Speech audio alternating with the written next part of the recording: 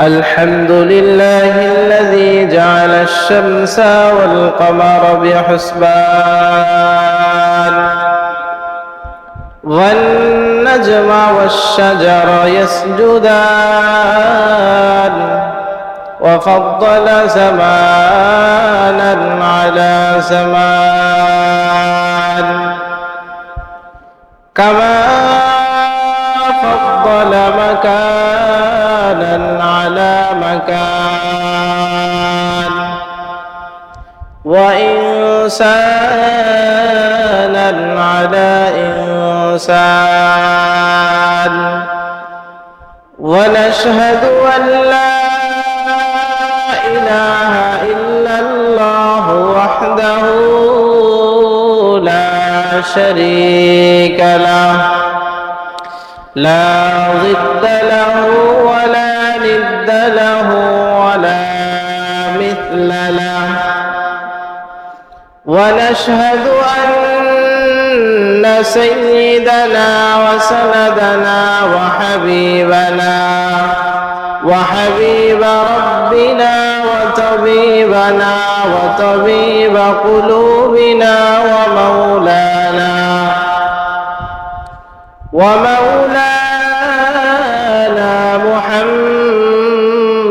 محمدا عبده ورسوله صلى الله تعالى عليه وعلى آله وأصحابه وبارك وسلم تسليما كثيرا أما بعد فأعوذ بالله من الشيطان الرجيم بسم الله الرحمن الرحيم لقد كان لكم في رسول الله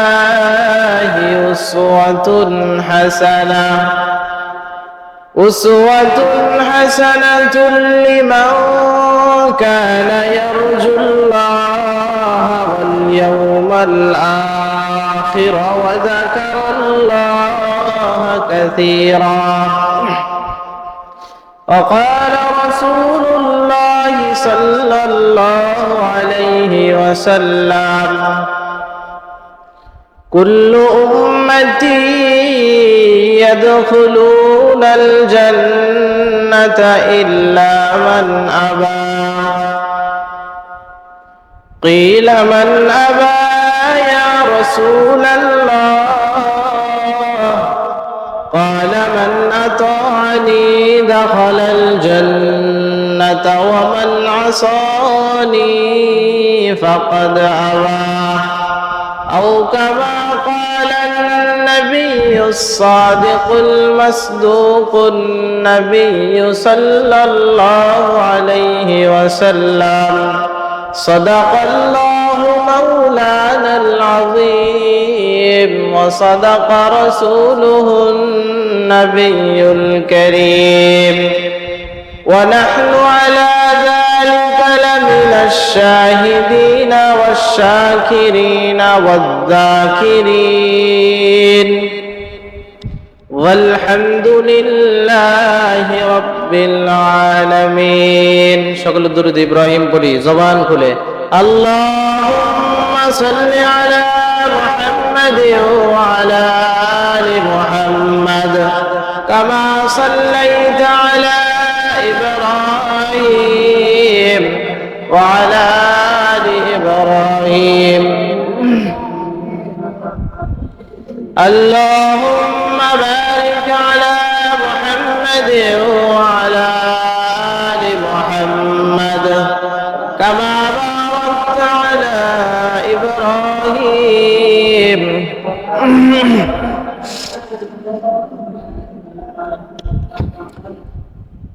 بلغ العلا كشف الدجى بجماله حسنت جميع خصاله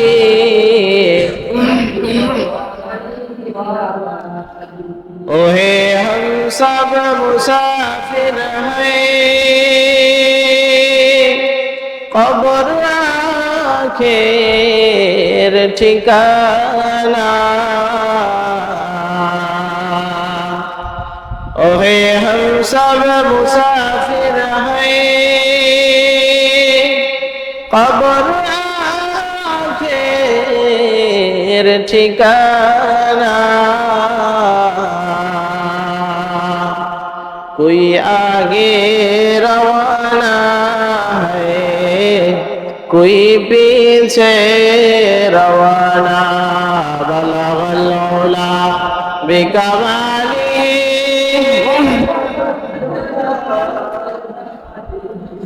हसनत जमीअ खिसालिही राहे मेरे मस्कन हवाली काबा रहे मेरे मस्कन हवाली काबा बने मेरे मदफन दिया रे मदीना बलगल उला बिकमाली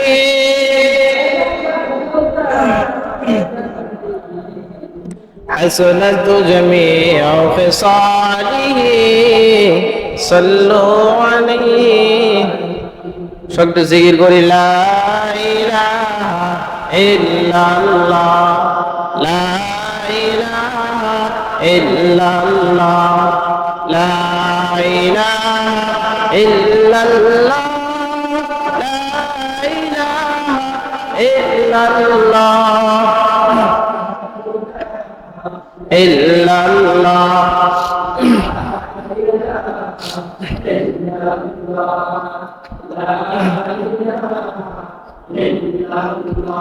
বহু দূরে মদিনা কেমনে যাব জানি না বহু দূরে মদিনা কেমনে যাব জানি না দয়া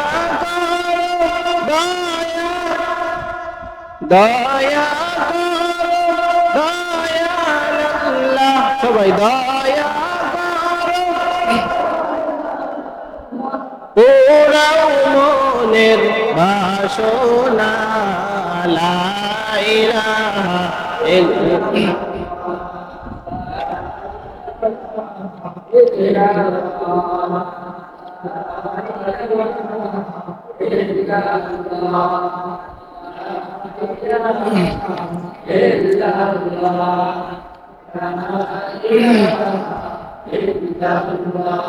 لا إله إلا الله رسول الله صلى الله عليه وسلم الحمد لله دعا الله تعالى رب العالمين দরবার লাখ কোটি শুকর ও সুজুদ যে মহান রব্বুল আলামিন এই ফিতনার জামানায় এলাকার আরো হাজারো মানুষের থেকে বাছাই করে আমাদেরকে পছন্দ করে ভালোবেসে মহব্বত করে এমন এক বরকতি মজলিস এমন এক দামি মজলিসের ভিতরে দুনিয়ার সব থেকে দামি জায়গা উত্তম জায়গা আল্লাহর ঘর মসজিদের ভিতরে এসে বসার কিছু কথা বলবার শুনবার সুযোগ করে দিয়েছেন এরা মালিকের বড় দয়া না হলে কি আমরা আসতে পারছি জোরে বলেন এলাকার ভিতরে আরো অনেক মানুষ ছিল না এখানে কি আলোচনা হবে নবীর জীবন আদর্শ নিয়ে আলোচনা রসুলের উপরে রসুলের নাম শুনলে সাথে সাথে দরুদ পাঠ করতে হয় কি বলতে হয় সাল্লাল্লাহু দরুদ পাঠ না করলে কি হবে? গুনাহ হবে। আল্লাহ রাসূল একদিন মিম্বারের পরে পা রাখতেছিলেন, প্রথম পা রাখলেন বললেন আমিন, দ্বিতীয় পা রাখলেন বললেন আমিন, তৃতীয় পা রাখলেন বললেন কি আমিন। সাহাবায়ে কেরাম জিজ্ঞেস করলেন আল্লাহ রাসূল, এমন তো কোনোদিন আপনি বলেন না আমিন, আজকে আমিন বলার কারণ কি? নতুন কিছু দেখছে রাসূলের কাছে, এইজন্য সাহাবারা কি করছে? জিজ্ঞেস করছে। আল্লাহ রাসূল আমিন আমিন বললেন 3 বার, কারণ কি? আল্লাহ রাসূল বলেন, সাহাবারা এইমাত্র জিবরাইল আমিন আমার কাছে ওহী নিয়ে আসলেন। জিবরাইল আমিন আল্লাহর পক্ষ থেকে এসে আমাকে জানালেন আল্লাহ রাসূল 3টা কথা বললেন। জিবরাইল আমিন নিয়ে আসছে মানে কি? এটা কার থেকে আসছে? জোরে বলেন। প্রথম কথা ছিল আল্লাহ রাসূল যে রমজান মাস পাইলো নিজের গুনাহকে মাফ করাইতে পারে না, ওই ব্যক্তি ধ্বংস হোক। রাসূল বলেন আমিন। আমাদের রাসূলও কথায় কি দিলেন? সাই দিলেন, আমিন দিলেন। দ্বিতীয় কথা ছিল আল্লাহ রাসূল যে ব্যক্তির বৃদ্ধ মা বাবাকে পাইলেন অথবা দুইজনের কাউকে পাইলেন, বৃদ্ধ মা বাবা কাউকে পাইলেন, তার খেদমত করা জান্নাত কামাই করতে পারে নাই, ওই ব্যক্তি যেন ধ্বংস হোক। রাসূল কি বললেন? আমিন। 3 নম্বরে যে কথাটা ছিল আল্লাহ রাসূল যে ব্যক্তি আপনার নাম শুনলো মুহাম্মদ, সাথে সাথে বলে নাই সাল্লাল্লাহু আলাইহি ওয়াসাল্লাম, সেই ব্যক্তির উপরে লানত, সেই ব্যক্তিও ধ্বংস হোক। রাসূল কি বললেন? আমিন। এজন্য রাসূলের নাম শোনার সাথে সাথে কি বলতে হবে? সাল্লাল্লাহু। এই দরুদ ছোট একটা দরুদ না, হাদিসের ভিতরে আসছে রাসূলের উপরে যদি কোনো উম্মত একবার দরুদ পাঠ করে আল্লাহ তাআলা সাথে সাথে তার সেই উম্মতের উপরে 10টি রহমত নাযিল করে দেন। বলে সুবহানাল্লাহ। সাথে সাথে শুধু তাই নয়, আল্লাহ তাআলা তার আমলনামা থেকে 10টা গুনাহকে কেটে মাফ করে দেয়। তার আমলনামায় 10টি নেক আমল কি উঠায় দেয়? নেক উঠায় দেয়। বলে সুবহানাল্লাহ। কত ফায়দা না? এজন্য বেশি বেশি করে দরুদ পাঠ করতে হবে। বেশি বেশি করে পারবো না আমরা ইনশাআল্লাহ? বেশি বেশি করে দরুদ পাঠ করতে হবে। আপনি বিপদে আছেন, বালা মুসিবতে আছেন, মনের ভিতরে অশান্তি, ডিপ্রেশনে আছেন, মানে বিভিন্ন চিন্তার ভিতরে আছেন, আপনার কোনোতে ভালো লাগতেছে না, মন খারাপ, আপনি কি করেন? বেশি বেশি করে দরুদ পাঠ করলেই যে আপনার উপরে কি নাজিল হবে? রহমত নাজিল হবে। আল্লাহর আপনার যদি বালা মুসিবতের ভিতরে আপনি থাকেন, মন খারাপ থাকে, দরুদ পাঠই যখন করবেন আপনি, তখন আল্লাহ তাআলা আপনার উপর কি নাজিল করবেন? রহমত নাজিল করবেন। তাহলে আপনার বিপদ আপদ, মনে অশান্তি কিছু আর থাকবে না। তাহলে আমরা বেশি বেশি করে কি পাঠ করব? দরুদ পাঠ করব। পারবো না ইনশাআল্লাহ? বেশি বেশি করে তাসবিহ পাঠ করব, বেশি বেশি করে আস্তাগফিরুল্লাহ কি পাঠ করব? আস্তাগফিরের জিন্দেগি। 63 বছরের জিন্দেগি আল্লাহ রাসূল 63 বছর আগে রবিউল আউয়ালে কোন একদিন আসছিলেন। কারণ রবিউল আউয়ালে 12 রবিউল আউয়াল যে আসছিলেন এটার কোনো গ্রহণযোগ্যতা নাই। এখানে ইখতিলাফ আছে। কি আছে? আল্লাহ রাসূলের জন্ম তারিখ নিয়ে ইখতিলাফ আছে। আল্লাহ রাসূল যখন দুনিয়ার জমিনে আসছেন তখন তো সাধারণ শিশু যেমন আসে তেমন, সে তো বিশাল ঢাক ঢোল পিটে আসে নাই যে বিশাল একজন রাসূল আসতেছে, নবী আসতেছে, এমন হইছে? হয় নাই। এজন্য মানুষ মনে নাই। বিভিন্ন ইখতিলাফ আছে তারিখ নিয়ে, কিন্তু আল্লাহ রাসূলের মৃত্যু তারিখ নিয়ে কোনো ইখতিলাফ নাই। মৃত্যু তারিখ হলো 12 রবিউল আউয়াল। 12 রবিউল আউয়াল। আল্লাহ রাসূল 63 বছর আগে রবিউল আউয়ালে কোন একদিন দুনিয়ার জমিনে আসছিলেন।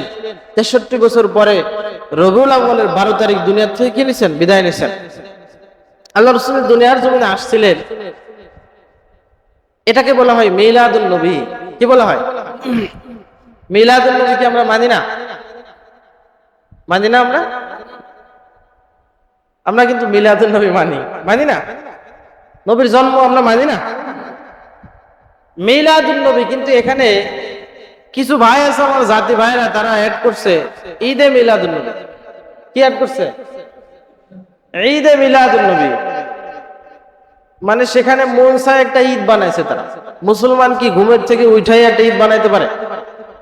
মুসলমান কি চাইলেই কিছু করতে পারে? আপনার মন চাইলেও আপনি কালকে সকালে ঈদ পালন করতে পারবেন? মুসলমানের সবকিছু নির্ধারণ করে দেবে তো কি?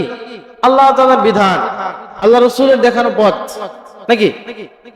মুসলমান যা কিছু করবে কার রাজি খুশির জন্য করবে? জোরে বলেন। মুমিন বান্দা যা কিছু করবে, মুমিন বান্দা যা কিছু বলবে, মুমিন বান্দার সব কিছু ইবাদতের খাতায় জমা হবে দুইটা শর্তের বিনিময়। কয়টা শর্ত?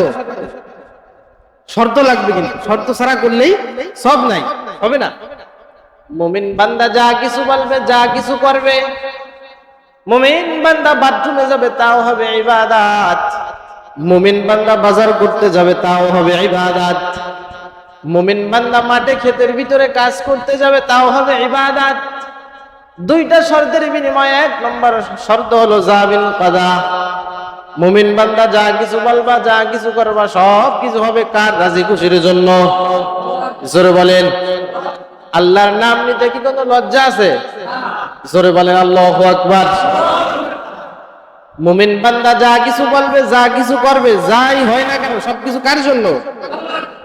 দুই নম্বর, মুমিন বান্দা যা কিছু বলবা, মুমিন বান্দা যা কিছু করবা, দুই নম্বর শর্ত হলো তরিকায়ে রাসূল, রাসূলের আদর্শ মতে, রাসূলের দেখানো পথে, রাসূলের সিরাতকে অনুসরণ করে করবা, রাসূলের সিরাতকে অনুসরণ করবা। এজন্য মুমিন বান্দা বাথরুমে যাবে জরুরত ছাড়ার জন্য, না পাক এক জায়গা, তাও কি হবে? ইবাদত হবে, যদি রাসূলের দেখানো পথে হয় আপনার। আর যদি মন চাই জিন্দেগি হয় তাহলে হবে? মন চাই জিন্দেগি হলে তার দাম আছে কোনো? নাই। চিড়িয়াখানার ভিতরে যে বাঘ ভাল্লুক গুলো আটকানো থাকে, সেগুলোর কিন্তু অনেক দাম, দাম না? মানুষ টিকিট কাটা কাটা দেখতে যায় না? ও কিন্তু ও চাইলেই কিন্তু এদিক ওদিক যাইতে পারে না, ও কিন্তু আটকা। মুমিন বান্দা চাইলেই কিন্তু ইচ্ছা মতো সবকিছু করতে, আপনি আমি কিন্তু শরীয়তের ভিতরে আটকা, আটকা না? আপনি আমি চাইলেই কিন্তু উল্টা পাল্টা করতে পারি না। এজন্য আপনার আমার হাত, জবান, চোখ, শরীরের অঙ্গ প্রত্যঙ্গ সবকিছু শরীয়তের মানদণ্ডে বাঁধা, চাইলেই সবকিছু করা যাবে না। কারণ মুমিন বান্দার ইবাদত ছাড়া তো কিছু হবেই না। মুমিন বান্দার যা করবে সব হবে ইবাদত, মন চাই জিন্দেগি গড়া যাবে না। তাহলে রাসূল যে দুনিয়াতে আসছিলেন, মিলাদ, মিলাদ অর্থ হলো জন্ম। মিলাদ অর্থ কি? আন-নবী। আন-নবীটা মিলাদের সাথে যোগ হয়েছে, দুইটা যোগ হয়ে হয়েছে মিলাদুন নবী। মিলাদুন নবী অর্থ হলো আমাদের সুপরিচিত নবী হযরত মুহাম্মদ মুস্তাফা সাল্লাল্লাহু আলাইহি সাল্লামের জন্ম মুবারক। 63 বছরের জীবন, আল্লাহ রাসূল যে ইন্তেকাল করছে এটাকে বলা হয় ওয়াফাতুন নবী। কি বলা হয়? ওয়াফাতুন নবী। এটা হলো আমাদের সুপরিচিত নবী হযরত মুহাম্মদ মুস্তাফা সাল্লাল্লাহু আলাইহি ওয়াসাল্লামের কি ইন্তেকাল। আল্লাহ রাসূলের দুনিয়া থেকে বিদায় নিয়েছে, এটা আমরা মানি না। তার যে মৃত্যু হয়েছে এটা আমরা মানি না। কিছু জাতি ভাই আছে আমার, তারা বলে জিন্দা নবী, নবী কোনোদিন নাকি মরেই না। হাদিসের ভিতরে আসছে কি সবার মনে লাগবে, লাগবে না? কিন্তু আম্বিয়া ইকরাম, নবী ইকরাম যারা আছেন, তারা হলো মৃত্যুর পরে কবরে তারা নামাজের সূরাতে আছে, তারা জীবিত সবাই। মৃত্যুর পরে কবরে তারা কি? রওজার ভিতরে সবাই তারা জীবিত। মাঝখানের যে জীবন সেটাকে বলা হয় কি? সিরাতুন নবী। মাঝখানের জীবনকে কি বলা হয়? সিরাতুন নবী। সিরাত অর্থ কি? জীবন, আদর্শ। সিরাতুন নবী অর্থ হলো আমাদের সুপরিচিত নবী হযরত মুহাম্মদ মুস্তাফা সাল্লাল্লাহু আলাইহি ওয়াসাল্লামের কি জীবন, জীবন আদর্শ, জীবন ইতিহাস। এমন একজন মানুষের জীবন ইতিহাস আমি বলার জন্য আসছি, আর আপনারা শোনার জন্য আসছেন, যার মতো ভালো মানুষ দুনিয়ার জমিনে কোনোদিন আসে নাই, আর কোনোদিন আসবেও না। এটা কি শুধু আপনার আমার কথা? মাইকেল এইসার্ট একজন খ্রিস্টান একটা বই লিখছে দ্য 100 নামে। 100 মনীষীর জীবনী সেখানে উল্লেখ করেছেন। কয়শো? বইটার নাম দিছে দ্য 100। 100 মনীষীর জীবনী উল্লেখ করছে। সেখানে সে আপনার আমার নবী হযরত মুহাম্মদ মুস্তাফা সাল্লাল্লাহু আলাইহি ওয়াসাল্লামের জীবনীটা প্রথমে দিবেন, বলি সুবহানাল্লাহ। সে একজন খ্রিস্টান। তার কাছে সাংবাদিকরা জিজ্ঞেস করছে, আপনি একজন খ্রিস্টান হয়া মুসলমানদের ধর্মের নেতা, তার জীবনীরা প্রথমে দিলেন কেন? কারণ কি? সে বলছে, বড় বড় মনীষীদের জীবনী গবেষণা করে দেখলাম, বড় বড় পণ্ডিতদের, ধর্মীয় নেতাদের জীবনে আমি গবেষণা করে দেখলাম, মুহাম্মদ সাল্লাল্লাহু আলাইহি ওয়াসাল্লামের জীবনের মতো এত ভালো মানুষের জীবনী আমি আর জীবনে কোনোদিন পাই নাই। বলে তো আপনি মুসলমান হন না কেন? বলতেছে তার জীবনে আমার ভালো লাগছে, তার মতো ভালো মানুষ নাই, যার জীবনে একটা মিথ্যা কথাই ছিল না। আর আপনার আমার জীবনে তো মিথ্যা কথা আছে, আছে। আল্লাহ রসুলের জীবন আদর্শ থেকে শিক্ষা নিতে হবে। আল্লাহ রসুলের জীবনে কোনোদিন মিথ্যা কথা ছিল না। তাহলে মিথ্যা কথা বেশি বেশি বলতে হবে, বলা যাবে না। আল্লাহ রসুল এটা সিরাত, আল্লাহ রসুল আদর্শ, মিথ্যা কথা বলা যাবে না। সে বলতেছে কি, আল্লাহ রসুল যে ধর্মীয় নেতা মুসলমানদের, তার জীবন ইতিহাস পড়ে আমার খুব ভালো লাগছে, এজন্য প্রথমেই দিছি, যাতে করে প্রথমে ভালো মানুষের জীবনী পায় যেন মানুষ বইটা পড়ে। আমি মুসলমান হই না, কারণ কি, এখনের জামানার মুসলমানদের দেখলে আমার ঘৃণা হয়। আসলে তো আমাদের দেখলে মানুষের ঘৃণা হওয়ার কথা না। আপনার আমার ইমান, আর একজন হিন্দু নবমুসলিম সে যখন মুসলমান হয়, তার ইমান আপনার আমার থেকেও বেশি, বেশি না? তার ইমানের জোর আপনার আমার থেকেও বেশি। কেন জোর বেশি? আপনি আমি তো বাপ মুসলমান, দাদা মুসলমান, সেই ক্ষেত্রে আপনি আমিও মুসলমান। আপনি আমি তো বুঝি না মুসলমান কত বড় এক দৌলত। মুসলমান শুধু নামে নামে, আপনি আমি মুসলমান। আল্লাহ তাআলা উদখুলু ফিস সিলমি কাফা, প্রকৃতভাবে ইসলামের ভিতরে দাখিল। হাফ টাইম মুসলমান হও না। মসজিদে আসার সময় টুপি পাঞ্জাবি পরলা, মসজিদ থেকে বের হওয়ার পরে টুপি খুলাই পকেটে নিলা, মাজাই গুজলা, হাফ টাইম মুসলমান হও না, ফুল টাইম মুসলমান হও। কি টাইম মুসলমান হও? ফুল টাইম মুসলমান।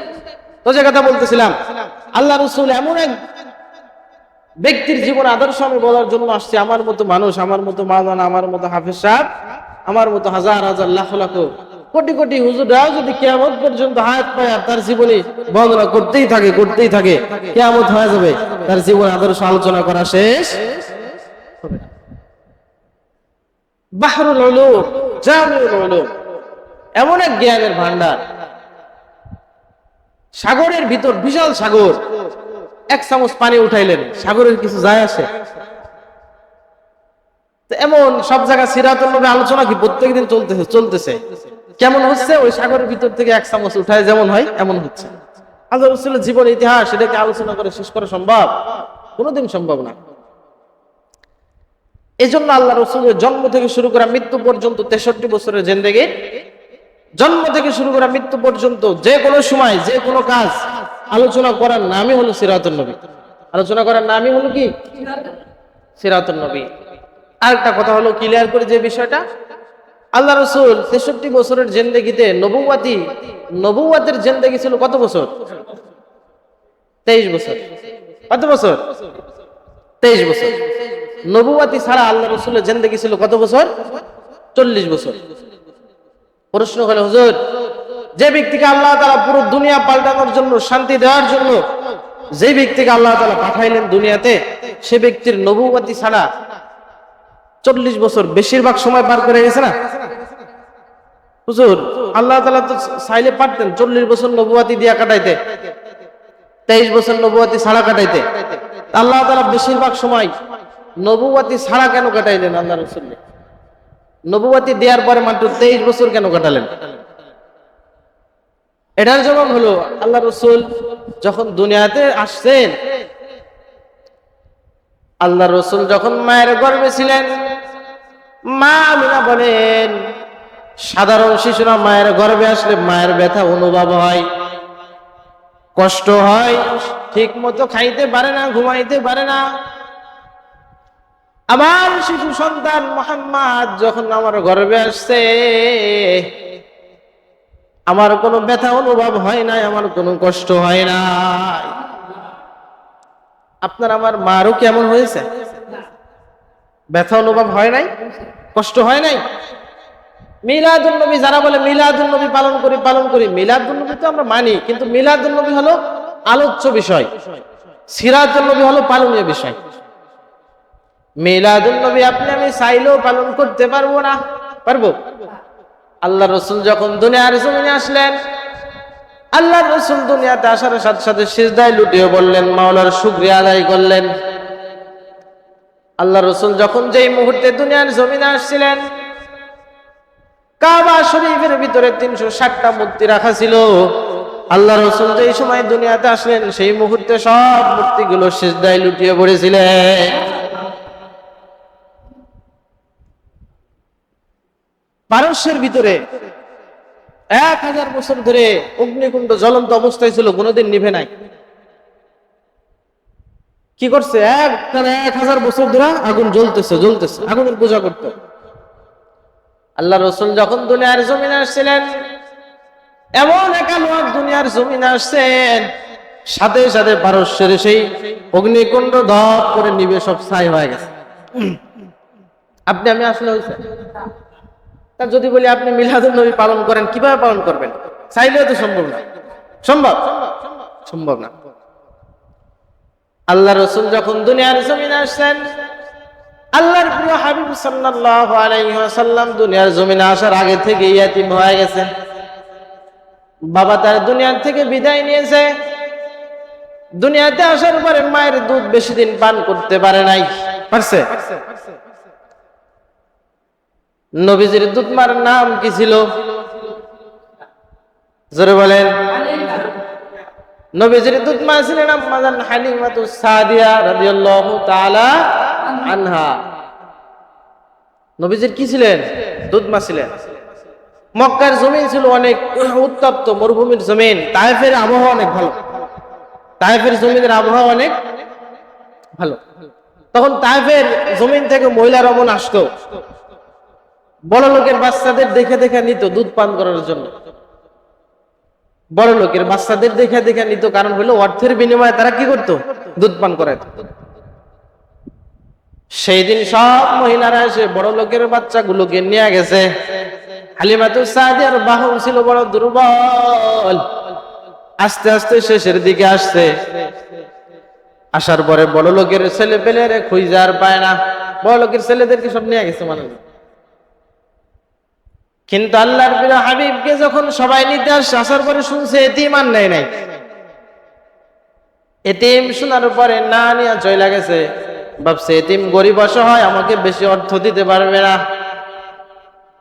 হালিমাতুস সাদিয়া দেখে চলে গেছে স্বামীর কাছে, যা বলে, স্বামী আমার একদম খালি হাতে চলে যাব। শিশু মুহাম্মাদের চেহারা দেখে আমার বড় মায়া লাগছে। বলে, আজ পর্যন্ত বহু শিশুকে দুধ পান করিয়েছি, কোলের ভিতরে নিয়েছি, বহু শিশুকে আদর যত্ন করেছি, কিন্তু শিশু মুহাম্মাদের চেহারা এত সুন্দর, আজ পর্যন্ত এত সুন্দর চেহারার শিশু আমি কোনোদিন দেখি না। আল্লাহ তাআলা পৃথিবীর জমিনে আল্লাহর প্রিয় হাবিব মুহাম্মদ সাল্লাল্লাহু আলাইহি ওয়াসাল্লামের থেকে সুন্দর করে আর কাউরে বানায় নাই। সাহাবাদের একটা ইবাদত ছিল, সব সময় আন-নাজরু ইলা রাসূলিল্লাহ, সব সময় রাসূলের দিকে তাকায় আছে, রাসূলের চেহারা দেখতেন। ইমানের হালাতে রাসূলের চেহারা যে দেখছে, তার নাম হয়ে গেছে সাহাবা। কি হয়ে গেছে নাম? যেই সাহাবাদের এত দাম, যেই সাহাবাদের নাম শুনলে আমরা লাস্টে বলি কি? রাদিয়াল্লাহু তাআলা আনহু। আল্লাহ তাআলা যে সাহাবাদের বিষয় ঘোষণা করেছেন, সাহাবাদের উপর আল্লাহ তাআলা রাজি, সাহাবার আল্লাহর উপরে রাজি। সাহাবাদের এত দাম হয়ে গেছে। হালিমাতুস সাদিয়া বলে, এত সুন্দর শিশু আমি কোনোদিন দেখি নাই। নবীর দাদা আব্দুল মুত্তালিব বলেন, আমি কাবা ঘরের দায়িত্বে মুতাওয়াল্লি ছিলাম। পৃথিবীর জমিন থেকে বিভিন্ন জায়গা থেকে বিভিন্ন মানুষ আসতো, বিভিন্ন শিশুদেরকে আমার কাছে দিত, আমার কাছ থেকে ঝাড়ফুঁক নিত। ব্যবসার কাজের জন্য সিরিয়া বলেন, দামেস্কে বলেন, বিভিন্ন দেশে আমি সফর করেছি, কিন্তু আমার নাতি মুহাম্মদ এত সুন্দর শিশু আমার জীবনে আমি কোনোদিন দেখি না। আম্মা জান আয়েশার কাছে মক্কার মহিলারা এসে জিজ্ঞেস করে, আম্মা জান আয়েশা, শুনেছি ইউসুফ নবী নাকি অনেক সুন্দর, ইউসুফ নবীকে দেখে মিশরের মহিলারা ফল কাটতে গিয়ে আঙ্গুল হাত কাটে ফেলতো।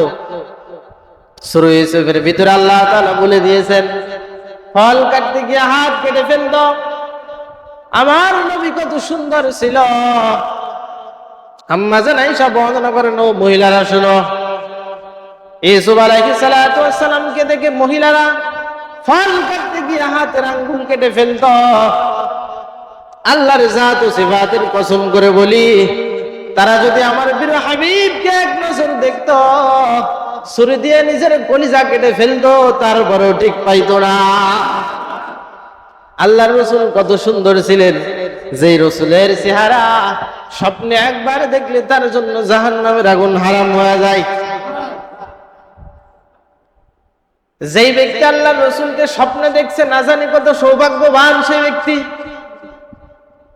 আমল ছাড়া বেআমল ব্যক্তি তো দেখতে পারবে না, পারবে? আল্লাহ রাসূলকে স্বপ্নে দেখতে হইলে আমল করতে হবে, বেশি বেশি করে রাসূলের উপরে দরুদ পাঠ করতে হবে। আপনি যদি মিলাদুন নবী রবিউল আউয়ালে খুশি হতে যান, ঈদ পালন করা যাবে না। সহিহ হাদিসের কিতাব মুসলিম শরীফের ভিতরে আসছে, আল্লাহর রাসূল সপ্তাহে সোমবার এবং বৃহস্পতিবার রোজা রাখতেন। সপ্তাহে কয় দিন? জোরে বলেন। সপ্তাহে 2 দিন রোজা রাখতেন। সাহাবায়ে কেরাম প্রশ্ন করলেন, ও আল্লাহর প্রিয় হাবিব, সপ্তাহে আপনি সোমবার কেন রোজা রাখেন? আল্লাহর হাবিব জবাব দেন, ও সাহাবারা, সোমবার দিন রোজা রাখা আমার 2টা কারণ। 1 নম্বর কারণ হলো আল্লাহ তাআলা আমার দুনিয়ার জমিনে যেদিন পাঠিয়েছিলেন, মিলাদুন নবী আমার জন্ম মোবারক যেদিন হয়, ওই দিন ছিল সোমবার। সোমবার দিন আমার জন্মের শুকর আদায়ার্থে আমি রোজা রাখি। আপনিও যদি চান প্রত্যেক সোমবারে রোজা রাখতে পারেন। বৃহস্পতিবার রোজা রাখার কারণ, আল্লাহর হাবিব বলেন, সপ্তাহের ভিতরে বান্দার আমলগুলো বৃহস্পতিবার মালিকের সামনে পেশ করা হয়। আমি চাই আমি মুহাম্মদের আমল যখন মালিকের সামনে পেশ করা হবে, আমি যেন আল্লাহ তাআলা দেখে আমি মুহাম্মদ যেন রোজার হালাতে আছি। বৃহস্পতিবার রোজা রাখার কারণ হলো, বৃহস্পতিবার কি হয়, আপনার আমার আমলগুলোকে মালিকের সামনে পেশ করা হয়। আপনি আমি চাইলে রাসূলের সিরাত থেকে গ্রহণ করে বৃহস্পতিবার রোজা রাখতে পারি। সোমবার দিন রোজা রাখার 2টা কারণ। 1 নম্বর কারণ হলো রাসূলের যেদিন জন্ম মুবারক মিলাদুন নবী হয়, ওই দিন ছিল কি বার? সোমবার। 2 নম্বর রাখার কারণ হলো আল্লাহর হাবিব বলেন, এই কুরআনুল কারীম আমার উপরে যেদিন নাজিল হয়েছিল, ওই দিনটাও ছিল সোমবার। সোমবার দিন রোজা রেখে কুরআন কারীমের শুকর আদায় করি। তাহলে আপনি আমি চাইলেও কি করতে পারি? সোমবার আর বৃহস্পতিবার রোজা রাখতে পারি। সপ্তাহে কয় দিন? 2 দিন। রোজা রাখলে ক্ষতি আছে? রোজা রাখলে ক্ষতি নাই। এটা শুধু আল্লাহর রাসূলের আদর্শ শুধু তা না, বিজ্ঞানীদের দ্বারা পরীক্ষিত, মেডিকেল সায়েন্স দ্বারা পরীক্ষিত, রোজা রাখলে মানুষের শরীরের অনেক রোগ জীবাণু কমে যায়, মানুষের শরীর সুস্থ থাকে। আছে না, দেখেন 1 মাস না রোজা রাখার পরেও মানুষ বলে কি রোজা রাখা শরীরটা খুব ভালো লাগছে, আছে না? এজন্য আপনি আল্লাহর রাসূলের আদর্শ গ্রহণ করলে আপনি রোজা রাখতে পারেন, কিন্তু ঈদ পালন করা যাবে? মুসলমানকে আল্লাহ তাআলা 2টা ঈদ দিয়েছেন, ঈদুল ফিতর আর ঈদুল আযহা। মুসলমান ঘুমের থেকে উঠলে ঈদ হবে না, ঈদ মানেই তো খুশি। আল্লাহ তাআলা মুসলমানদের জন্য 2টা ঈদ দিয়েছেন, ঈদুল ফিতর দিয়েছেন। ঈদুল ফিতরের পিছনে আছে দীর্ঘ 1টা মাস সিয়াম সাধনা বান্দা করবে, না খায়া কষ্ট করবে। বান্দার এই খুশির রোজা যে কষ্ট করে রাখলো, এই রোজাদারের খুশির জন্যই আল্লাহ তাআলা দিয়েছেন ঈদুল ফিতর। ঈদুল ফিতর কি রোজাদারের ঈদ না রোজাদারের? রোজাদারের জন্য ঈদ। ঈদুল আযহা দিয়েছেন কেন? বান্দা হজ করতে যাবা, সাফা মারওয়া দৌড়াবা, তাওয়াফ করবা, কষ্ট করবা, কুরবানি করবা, এই কষ্টের বিনিময়ে আল্লাহ তাআলা তোমাকে দিয়েছেন কি? কুরবানির ঈদ। ঘুমের থেকে উঠলেই ঈদ হবে না, হবে? তাহলে ঈদ পালন করা, আপনি যদি নবীর জন্মে খুশি হয়ে কিছু পালন করতে চান, তাহলে আপনি রোজা রাখতে পারেন। কি রাখতে পারেন? রোজা রাখতে পারেন। বুঝা আসছে? আল্লাহ রাসূলকে দুধ মালিমাতুস সাদিয়া নিয়ে গেছেন, বাহনের পরে যখন উঠাইলেন, বাহন এত দুর্বল ছিল, সবার পিছে রওনা করার পরেও বাহনের দ্রুত গতি বেড়ে গেল, সবার আগে পৌঁছায় গেলেন। অন্য যে বাহনকারী সফর ব্যক্তিরা ছিল সবাই বলে, হালিমা যাওয়ার সময় কোন বাহনে গেল, আসার সময় কোন বাহনে আসো, এত স্পিরিট কিভাবে হলো? বলে এত স্পিরিট কিভাবে হলো জানি না, শিশু মোহাম্মদকে যখন আমার বাহনে উঠাইলাম সেই থেকে আমার বাহনের স্পিরিট বেড়ে গেছে। হালিমা বলে, আমার স্তনে দুধ ছিল না, খাইতে পারি না, শরীর বড় দুর্বল। শিশু মোহাম্মদকে যখন কোলের ভিতরে উঠাইলাম সাথে সাথে আমার দুধবিহীন স্তন ছিল বড় দুর্বল, সাথে সাথে স্তন দুধে পরিপূর্ণ হয়ে গেছে। কার বরকত? রসুলের বরকত। রসুলের বরকতে, আল্লাহ রসুলের শিশু রসুল, তারে নেয়ার পর থেকেই বরকত শুরু হয়ে গেছে। আল্লাহ রসুলের মা দুনিয়াতে বেশি দিনও বেঁচে ছিলেন না। কয় বছর বয়সে মা হারাইছেন? কয় বছর বয়সে? জন্মের আগে থেকেই তো বাবা বিদায়। 6 বছর বয়স আল্লাহ রসুল মাও হারাইলেন। দুনিয়াতে মাও নাই, দুনিয়াতে বাবাও নাই। আল্লাহ রসুল গার্ডিয়ান হারা হয়ে গেলেন। আল্লাহ রসুলের দায়িত্ব গ্রহণ করলেন আল্লাহ রসুলের দাদা আব্দুল মুত্তালিব। আল্লাহ রসুলের দাদা আল্লাহ রসুলকে অনেক বেশি ভালোবাসতেন। 2 বছর পরে দাদা আব্দুল মুত্তালিবের ইন্তেকাল হয়ে গেল। ইন্তেকালের আগে আল্লাহ রসুলকে আল্লাহ তাআলা গার্ডিয়ান হারা হয়ে গেলেন। আল্লাহ তাআলা আল্লাহ রসুলকে সব সময় এতিম হিসেবে দুনিয়াতে পাঠাইলেন। আল্লাহ রসুল এতিমদের সর্দার ছিলেন। সর্দার ছিলেন না? আল্লাহ রসুলের জন্য বলছে, ও উম্মতেরা শোনো, এতিমদের পাইলে তোমরা মহব্বত করবা, ভালোবাসবা। এতিমরে যখন পাইবা এতিমের মাথায় হাত বুলা দিবা। আল্লাহ রসুল এতিম ছোট বাচ্চাদের যখন পাইতেন মাথায় হাত বুলা দিতেন। বলে মাথায় হাত বুলা দিবা, হাতের নিচে যতগুলো চুল পড়বে সবগুলোর সমপরিমাণ নেক তোমার আমুলনামায় উঠে দেওয়া হবে। কিন্তু আমরা তো এতিমরে পাইলে মহব্বত করি না, ভালোবাসি না, এতিমের সম্পদ ফাঁকি ঝুঁকি দিয়া খাই। আছে না? ভাই মইরা গেছে, ভাতিজা আছে বড় এতিম, ভাতিজারে জমি জমাই বড় ফাঁকি দেয়া দিছি। নাই? এতিমের সম্পদ লুটপাট করে খাই। এর কোনো গার্জিয়ান নাই যে এতিমরে ভালোবাসা তো দূরের কথা, আর লুটপাট করে খাই। এতিমরে পাইলে আমরা তখন জুলুম হয়ে যাই, জুলুম করে আমরা তখন জালিম হয়ে যাই। খবরদার, এতিমের সম্পদ তোমরা মেরে খাবা না। আল্লাহ রসুল ছিলেন বড় এতিম। আল্লাহ রসুলের দাদা দুনিয়া থেকে বিদায় নিলেন। আল্লাহ রসুলকে তখন তার চাচা আবু তালিব দেখাশোনা করলেন। কে? আবু তালিব। আবু তালিব রসুলকে অনেক বেশি ভালোবাসতেন। শুধু ভালোবাসলেই নাজাত পাওয়া যাবে না, যাবে? আল্লাহ রসুলকে অনেক বেশি ভালোবাসতেন। আপনি আমি আর কি ভালোবাসি, তার থেকে 1000 গুণ বেশি ভালোবাসতেন তার চাচা আবু তালিব। কিন্তু আল্লাহ রসুলের আদর্শকে কোনোদিন গ্রহণ করে নাই, ঈমান আনে নাই। এজন্য সে কিন্তু নাজাত পাবে না। পাবে? এজন্য বোঝা গেল আপনি আমি যতই বলি রসুলকে ভালোবাসি ভালোবাসি, কিন্তু দাড়ির বেলায় আপনার আমার দাড়ি নাই। রসুলের সুন্নাতের বেলায় আপনি আমি সুন্নাত মানি না। তাহলে আবু তালেবের মতো যতই বলি রসুলকে ভালোবাসি ভালোবাসি, কাজের দ্বারাই তো প্রমাণ হলো না। হলো? যদিওই বলি আমি অমুক রাজনৈতিক দল করি, অমুক রাজনৈতিক দল করি, কিন্তু সেই দলের নেতা কর্মীরা যখন মার খায় আমি পিছনে বসে বিরিয়ানি খাই, তাহলে ওই দল করা হলো?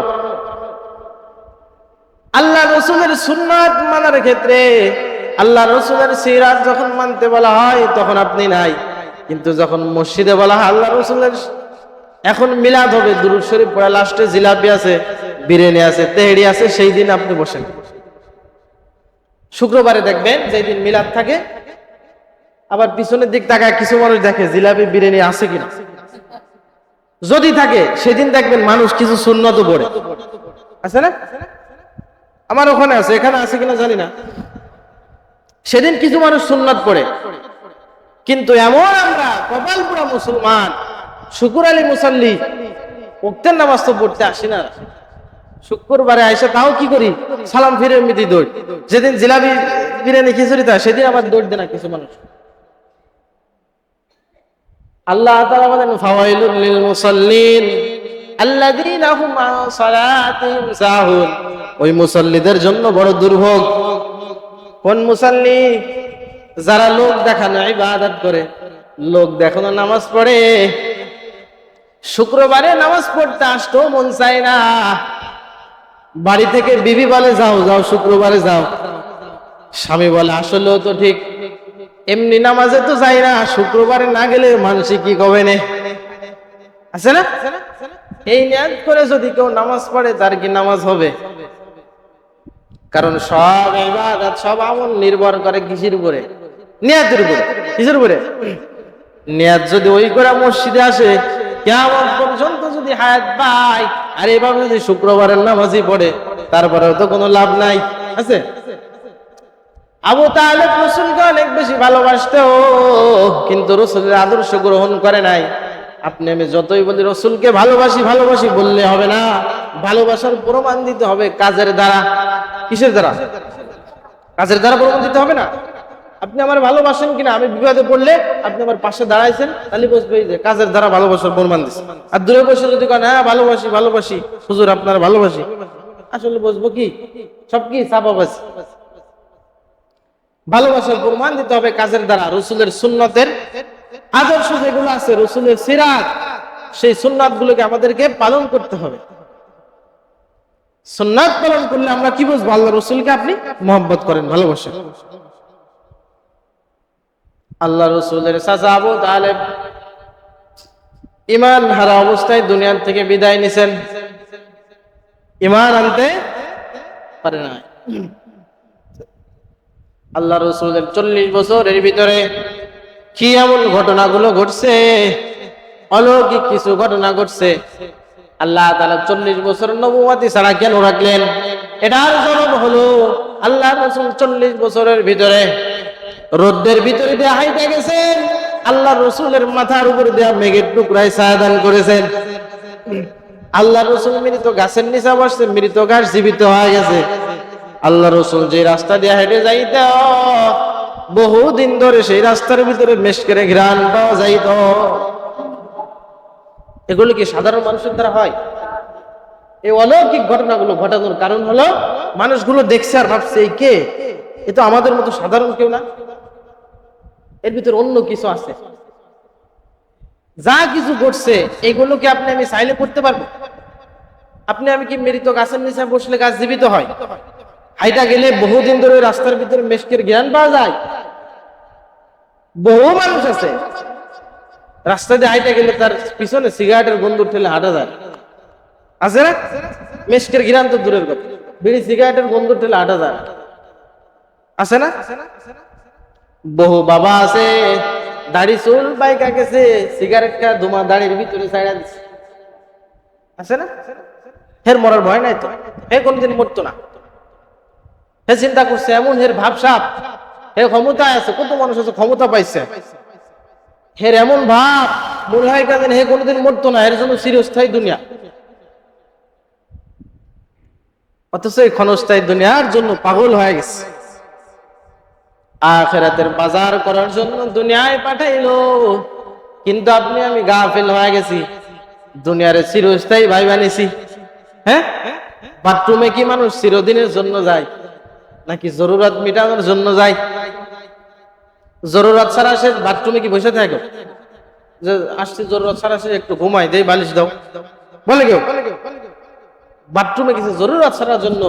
দুনিয়ার জমিনে আমরা আসছি কি জরুরত ছাড়ার জন্য, আখিরাতের বাজার করার জন্য। বাজারের ভিতরে যদি তেলাপিয়া মাছ কিনা, খাওয়ার সময় বিবিরে বলে ইলিশ মাছ কই খাইতে দাও, ইলিশ মাছ কি পাওয়া যাবে? কি মাছ পাওয়া যাবে? তেলাপিয়া মাছ। দুনিয়ার জমিনে আল্লাহর হুকুম না মাইনা, রাসূলের সুন্নাতের উপরে আমল না করে দুনিয়ার থেকে বিদায় নিলে আখিরাতের জীবনে কিন্তু তেলাপিয়া মাছ পাওয়া লাগবে।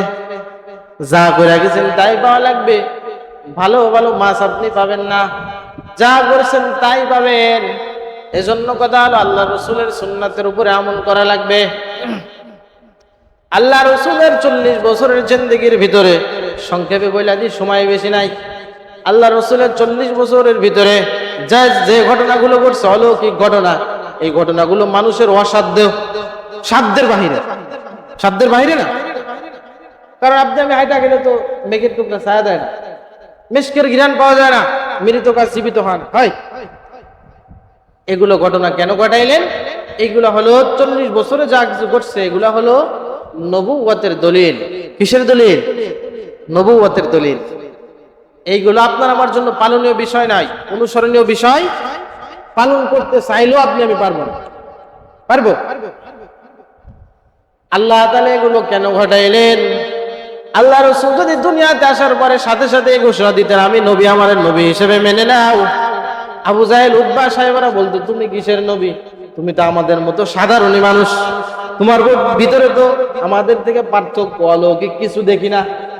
কিন্তু 40 বছরের ভিতরে আল্লাহ রসুলের এমন এমন ঘটনা ঘটছে, মানুষ দেখে তো আশ্চর্য হয়ে গেছে। 40 বছরে যখন নবুয়তি পাইলেন, আল্লাহ রসুল যখন ঘোষণা দিলেন, পাহাড়ের উপরে দাঁড়াও, আমার গোত্রের লোকেরা শোনো, আল্লাহ তাআলাকে ইবাদত করো, মূর্তি পূজা ছেড়ে দাও, আমাকে রসুল হিসেবে মেনে নাও। তখন তার গোত্রের লোকেরা, তার চাচা আবু লাহাব বলতে লাগলো, মুহাম্মদ এই জন্যই কি আমাদেরকে ডেকেছে, তুমি ধ্বংস হও। নাউজুবিল্লাহ। সূরা লাহাব আল্লাহ তাআলা নাজিল করলেন যে আমার রাসূল ধ্বংস হবে না, আবু লাহাব তুমি ধ্বংস হবা, তোমার 2 হাত ধ্বংস হবে। সূরা লাহাব আছে? আছে, পড়ে দেখেন, বাংলা কোরআন যাদের আছে অর্থ সহ পড়ে দেখেন। আল্লাহ রাসূলকে নবুয়তি পাওয়ার আগে কাফির মুশরিক বেঈমানরা আল আমিন উপাধি দিয়েছিলেন। কি উপাধি দিয়েছিলেন? আল আমিন উপাধি দিয়েছিলেন। সেই কাফের মুশরিক বেঈমানদেরকে কাছে যখন আল্লাহর রাসূল কালিমার দাওয়াত দিলেন, সেই কাফের মুশরিক বেঈমানরা আল্লাহর রাসূলের জানের শত্রু হয়ে গেল। শুধু শত্রু না, শত্রু শুধু তা নয়, আল্লাহর রাসূলকে হত্যা করার মতো পরিকল্পনা করেছিল। হ্যাঁ, তারা যারা আল্লাহর রাসূলকে আল আমিন উপাধি দিয়েছিল, বলছিল তোমার মতো আমানতদার আর কেউ নাই, তোমার মতো সত্যবাদী আর কেউ নাই, তোমার মতো ভালো মানুষ দুনিয়ার ভিতরে আর কেউ নাই। বলে হুজুর, আপনার মধ্যে এত ভালো হুজুর আর কেউ নাই, আপনার মতো নরম তবিয়তের হুজুর আর কেউ নাই। কিন্তু হুজুর একদিন তোমার বয়ানে বলছে, আমার মসজিদের মুসল্লি যারা আছে, যারা যারা সুদ খায়, সুদখোরের বাড়ি খাওয়া হারাম, সুদখোরের বাড়িতে দাওয়াত দেবেন না। সুদ খায় কিয়ামত পর্যন্ত মসজিদের ভিতরে যদি আপনি সিজদা দেন, তাওবা করে না করে যদি আপনি মৃত্যুবরণ করেন, আপনার কিন্তু জাহান্নামে যাওয়া লাগবে। সুদ খায়া, সুদের টাকা লাগায়া যতই মসজিদে সিজদা দেন, কাজ হবে না। পরের দিন ওই মুসল্লি দোকানে বসে কয় কি, এত কড়া কথা তো অন্য কোনো হুজুরে কয় না। হুজুর এখন আর ভালো না, হুজুর এখন আর ভালো না, আগে হুজুর খুব ভালো। বলে আল আমিন আগে উপাধি দিয়েছিল, যখন বলল এক আল্লাহর ইবাদত করো, আমাকে রাসূল হিসেবে মেনে নাও, মূর্তি পূজা ছেড়ে দাও, বলে তখন আল্লাহ রাসূলকে আল আমিন আর বলে না, তখন তার শত্রু হয়ে গেছে তারা। অথচ আগে রাসূলকে অনেক মহব্বত। এজন্য সত্য কথা বললে তিতা একটু লাগবে। সুদের ওয়াজ করলে সুদখোরের গায়ে তো লাগবেই, লাগবে না? কিন্তু যারা সুদ খায় না তাদেরকে তো লাগবে না, কিন্তু যে লোক চিল্লাবে বুঝতে হবে ওই লোক সুদ খায়। বুঝেন নাই? আল্লাহ রাসূল 40 বছরের নবুয়তি পাইলেন। নবুয়তি পাওয়ার পরে আল্লাহ রাসূল কালিমার দাওয়াত দিলেন, কালিমার দাওয়াত দিলেন। দাওয়াত দেওয়ার পরে কি হইল? জাহিলি যুগ, মূর্খ মানুষ, যে মানুষগুলো গুনাহের ভিতরে লিপ্ত ছিল, গুনার গুনাহ, সমাজের সব জায়গায় গুনাহ, রাস্তাঘাটে গুনাহ, লোকালয়ে গুনাহ, বাজারে গুনাহ, জাহিলি যুগ বলা হয় যেটাকে, মূর্খের যুগ। আল্লাহ রাসূল এমন এক জামানায় আসলেন, মানুষগুলো মহিলা পুরুষ অবাধে চলাফেরা করতো। সেই জাহিলি যুগ আমাদের এখনো আসছে কিনা? আসছে না?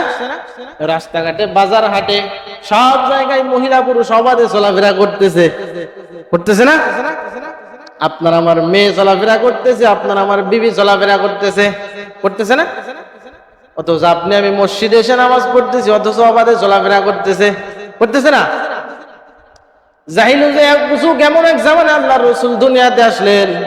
আল্লাহ রসুল দুনিয়াতে আসার পর, নবুয়াদি পাওয়ার পর, আল্লাহ রসুলের আদর্শ দুনিয়ার সেই মানুষগুলোকে, মূর্খ জাহিল মানুষগুলোকে হাদিয়া দিলেন।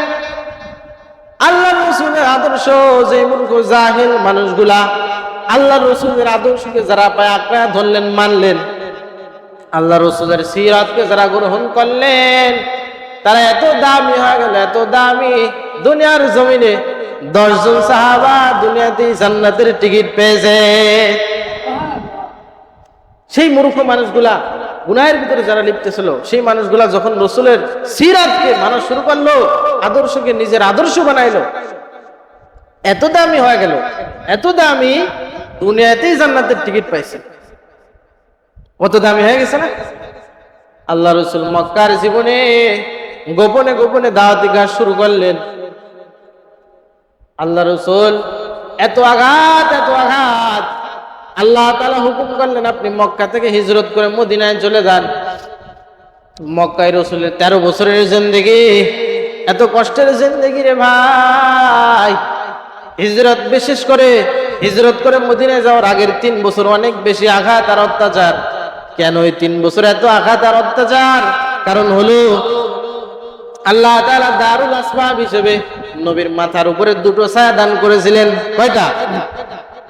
1 নম্বর ছায়া হলো নবীর চাচা আবু তালেব, 2 নম্বর ছায়া হলো নবীর সহধর্মিনী বিবি আম্মাজান খাদিজাতুল কুবরা। আল্লাহ রাসূলকে সব সময় ছায়া দিয়ে রাখতো। একই বছরের মাঝখানে 2 জনের ইন্তেকাল হয়ে গেছে। কাফের মুশরিকেরা রাসূলের উপরে এত নির্যাতন আর জুলুম করছে। আল্লাহ রসুল বাজারের ভিতরে দাওয়াত দিতেছেন, ইয়া আইয়ুহান নাস কুলু লা ইলাহা ইল্লাল্লাহ তুফলিহুন। হে মানুষ সকল শুনো, এক আল্লাহর ইবাদত করো, আমাকে রসুল হিসেবে মেনে নাও। আল্লাহ রসুলের উপরে মানুষ থুতু নিক্ষেপ করেছে, এত লাঞ্ছিত হওয়া লাগছে, এত অত্যাচার, এত জুলুম সহ্য করা লাগছে। তার মতো দামি মানুষ দুনিয়ায় ছিল না, তার মতো দামি ব্যক্তি দুনিয়ায় ছিল না, তার মতো ভালো মানুষ দুনিয়ায় ছিল না। এত জুলুম, এত অত্যাচার শুরু করছে। হিজরত করে মদিনার জমিনে চলে গেলেন। লম্বা কথা সংক্ষেপ করে বলতেছি, হিজরত করে মদিনায় চলে গেছেন। মদিনায় যাওয়ার পরে আমি একটি আয়াত তেলাওয়াত করেছি। আল্লাহ রসুল মদিনায় যাওয়ার পরে একটা যুদ্ধ করলেন, খন্দকের যুদ্ধ। কিসের যুদ্ধ? খন্দকের যুদ্ধ করতে যায় আল্লাহ রসুল সাহাবায়ে কেরামদেরকে নিয়ে নিজের হাত দিয়ে গর্ত খননের কাজ শুরু করলেন। আল্লাহ রসুল নিয়ে নিজ হাত দিয়ে গর্ত খননের কাজ শুরু করছেন। সাহাবারা রসুলের সাথে কাজ শুরু করছে, কিন্তু সাহাবাদের সাথে ওখানে ছিল কিছু মুনাফিক। কি ছিল? মুনাফিক ছিল কিছু। ইসলামের সব থেকে বড় শত্রুকে মুনাফিক। কাফেরে আপনি চিনতে পারবেন, কিন্তু মুনাফিকরে আপনি তো চিনতে পারবেন না। মুনাফিকের সব থেকে তার ভিতরে বড় 3টা আলামত পাওয়া যাবে। ইযা হাদাসা কাযাবা, মুনাফিক কথা বলবে, কথায় কথায় মিথ্যা বলবে। ইযা আমানাতা খান, আমানতের মাল খেয়ানত করবে। ওয়া ইযা ওয়াদা আখলাফা, মুনাফিক ওয়াদা করলে বারবার খিলাফ করবে। এই 3টে গুণ তো আমাদের ভিতরে নাই, আছে না? অহরহ আছে। আমি কথায় কথায় মিথ্যা বলতেছি, কথায় কথায় ওয়াদা খিলাফ করতেছি, আছে না? মুনাফিকের আলামত আমাদের ভিতরে থাকা যাবে না। আল্লাহ রাসূল গর্ত খননের কাজ শুরু করে দিলেন। আমি আপনাদের সামনে একটা আয়াত তেলাওয়াত করেছি। আয়াতের ভিতরে আল্লাহ বলেন, লাকাদ কানা লাকুম ফি রাসূলিল্লাহি উসওয়াতুন, ব্যক্তি রাসূলের আদর্শকে গ্রহণ করতে পারবে। আল্লাহ তাআলা আমাদের এই 3 শ্রেণীর ব্যক্তির ভিতরে যেন রাখে, সকলে বলি আমিন। আল্লাহ রাসূল নিজ হাত দিয়ে গর্ত খননের কাজ শুরু করে দিলেন। ওখানে কিছু ছিল মুনাফিক। মরুভূমির জমিন, সূর্যের বড় তাপ, গর্ত খননের কাজ করা বড় কষ্টের না? বড় কষ্টের। সাহাবায়ে কিরাম তো রাসূলের সাথে কাজ করতেছে, ওখানে ছিল কিছু মুনাফিক। মুনাফিক একজন আর একজনকে বলে, এত রোদের ভিতরে এত কষ্টের কাজ করা যাবে না, মিথ্যা অজুহাত দিয়ে রাসূলের থেকে ভাগো।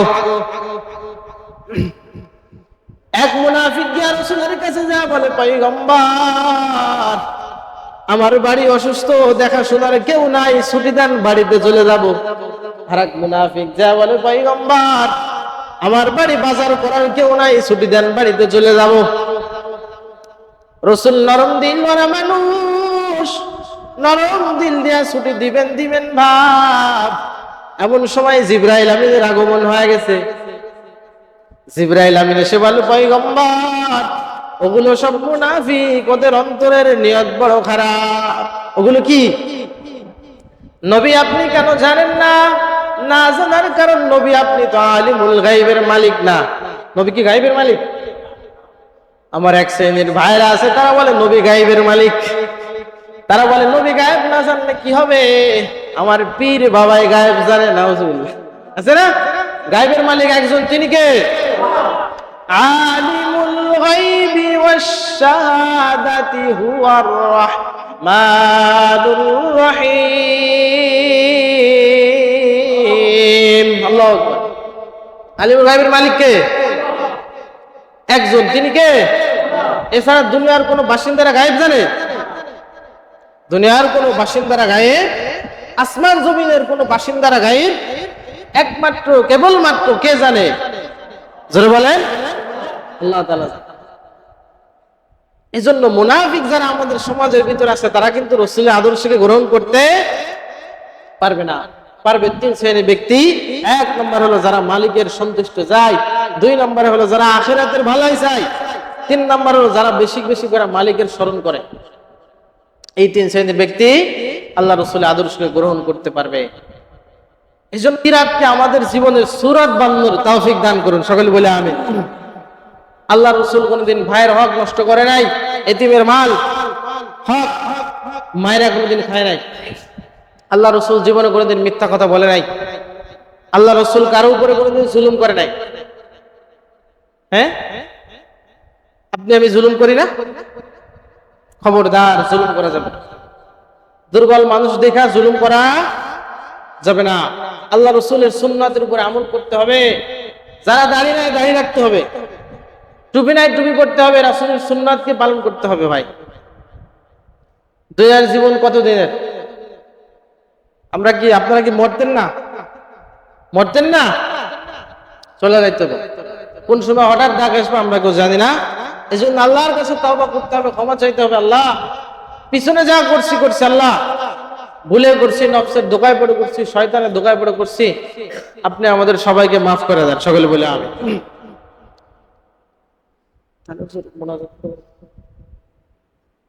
আমরা সকলে আস্তাগফিরুল্লাহ তওবা করি। আস্তাগফিরুল্লাহ আল্লাযী লা ইলাহা ইল্লা হুয়াল হাইয়ুল কাইয়্যুম ওয়া আতুবু ইলাইহি লা হাওলা ওয়া লা কুওয়াতা ইল্লা বিল্লাহিল আলিয়্যিল আযীম।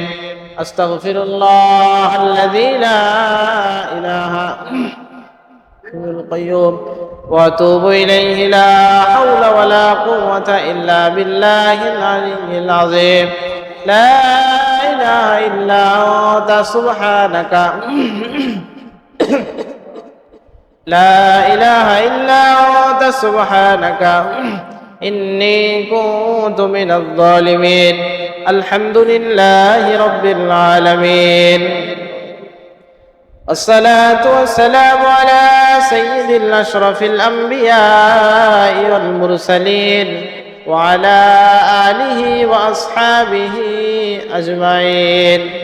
ربنا ظلمنا أنفسنا وإن لم تغفر لنا وترحمنا لنكونن من الخاسرين.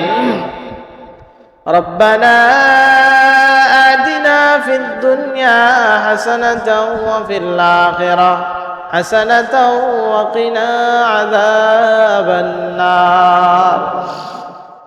اللهم اجعلني في عيني صغيرا وفي أعين الناس كبيرا. اللهم نور قلوبنا بنور معرفتك. اللهم طهر قلوبنا عن غيرك.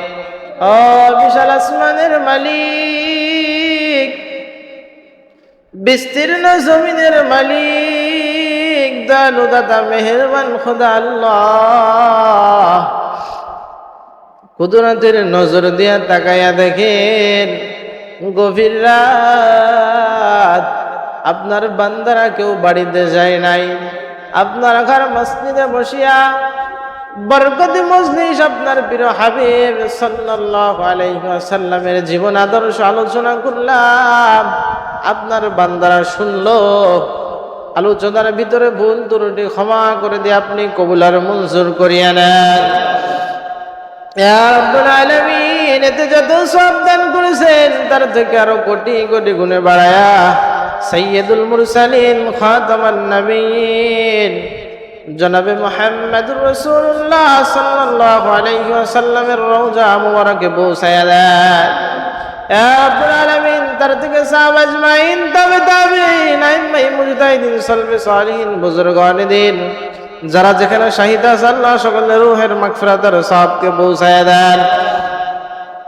ও দয়ার মাবুদ রে, বাবা আদম আলাইহিস সালাতু ওয়াস সালাম হইতে আজ পর্যন্ত যত নরনারী মুমিন মুমিনাত মুসলিমিন মুসলিমাত আপনার ডাকে সাড়া দিয়ে সেই গহীন অন্ধকার কবরের বাসিন্দা হয়ে গেছে, সকলের রূহের মাগফিরাতের সওয়াবকে পৌঁছায়া দিন। আদার মাবুদ রে, বিশেষ করে আমরা যারা হাত উঠাইলাম, আমরা আপনার ঘর মসজিদে কেউ খালি হাতে আসি নাই। আমরা সবাই পাহাড় সমান, সাগরের পানির সমান, গুনার বোঝা একটা মাথায় নিয়ে আপনার দরওয়াজায় হাজির হইলাম। গুনার দিকে তাকায়া বেজার হইয়া গুনাহগার বলে তাড়িয়ে দিবেন না রে মাওলা। ইয়া রাব্বুল আলামিন, শয়তানের ধোঁকায় পড়ে অন্যায় করেছি, নফসের ধোঁকায় পড়ে গুনাহ করে ফেলেছি রে মাওলা। রাতের অন্ধকারে রুমের ভিতরে অন্যায় করেছি, কত নামাজ কাজা করেছি রে জানি না রে মাওলা। ইয়া রাব্বুল আলামিন, তওবা করে আপনার কাছে ক্ষমা চাই, আর নামাজ কাজা করব না রে মাবুদ। রাসূলের সুন্নাত দাড়িতে ছুরি লাগায় রাসূলের কলিজায় আঘাত দেব না রে মাওলা। ইয়া রাব্বুল আলামিন, আপনার রহমতের আশায় হাত উঠাইলাম। আমরা জানি সন্তান হাজার অন্যায় করে, মা বাবার কাছে যদি ক্ষমা চাই, এমন কোন নিষ্ঠুর মা বাবা নাই যে ক্ষমা না করিয়া পারে। সেই মা বাবার থেকে কোটি কোটি গুণে দয়া আপনার বেশি রে মাওলা। আপনার একটা নাম আছে রহমান, আপনার একটা নাম আছে গফফার। আপনার রহমান গফফার নামের উসিলা করে আপনি আমাদের সকলের তামাম জিন্দেগীর গুনাহগুলোকে মাফ করিয়া দেন ইয়া রাব্বুল আলামিন। যাদের মা বাবা বেঁচে আছে দীর্ঘ নেক হায়াত দান করিয়া দেন। বৃদ্ধ মা বাবা যাদের আছে খিদমত করে জান্নাত কামাই করার তৌফিক দেয়া দেন। ওদের মাবুদ রে, গভীর রাত মুনাজাতের পরে সবাই যার যার বাড়ি চলে যাবে। কেউ গিয়া দেখবে জনম দুঃখিনী মা এখনো ঘুমায় নাই, সন্তানের অপেক্ষায় এখনো জেগে আছে। আপনারা একদল গুড়া মেরা হাত উঠাইল, কার জানি জনম দুঃখিনী মা নাই, কার জানি বাবা নাই। অন্ধকারের মাটির কবর থেকে দোয়ার অপেক্ষায় থাকে রে সন্তান।